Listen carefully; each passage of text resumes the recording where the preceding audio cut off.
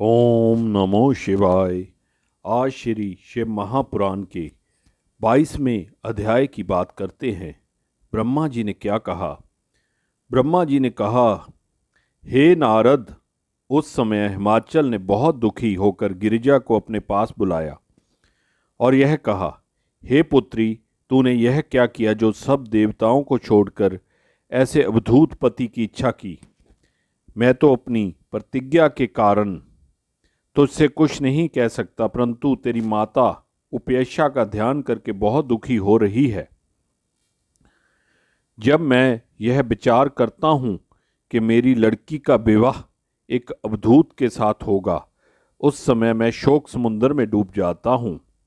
मुझे बड़ी चिंता है कि मैंने तो इतनी सामग्रियाँ एकत्र की, परंतु तेरा पति अपने साथ केवल 2 कुरूप शिष्यों को बरातियों के नाम पर लाया है। उसके साथ जो बैल है वह भी बहुत बूढ़ा तथा निर्बल है। उस बैल के ऊपर भांग, धतूरा आदि अनेक प्रकार की मादक वस्तुएं तथा विभिन्न प्रकार के विष लदे हुए हैं। मेरा भाग्य तो देखो कि कैसी बारात आज मेरे दरवाजे पर आई है। अब भला तू ही बता कि इस अवसर पर सब लोग मुझे क्यों नहीं धिक्कारेंगे। हे नारद, हिमाचल की बात सुनकर गिरजा ने हंसते हुए कहा, हे पिता, आप कुछ चिंता न करें, विष्णु जी का वचन मिथ्या न होगा। इस समय जो लीला हो रही है वह भी सब लोगों का आनंद प्रदान करने वाली सिद्ध होगी। अंत में सब लोग आपकी बहुत स्तुति करेंगे तथा आपके प्रताप को सबसे बड़ा सत्कार करेंगे। आप विश्वास रखें कि इस विवाह के बाद तीनों लोकों में आपका स्वेच्छा प्राप्त होगा। ब्रह्मा, विष्णु आदि देवता भी आपका अत्यंत सम्मान करेंगे। अब आपको उचित है कि आप इन योगी रूपधारी भगवान सदाशिव के समीप जाएं और हाथ जोड़कर उनकी स्तुति करें। वे आपकी संपूर्ण इच्छाओं को पूरी करेंगे। हे नारद, शिवजी तथा गिरजा की लीलाएं अपार हैं।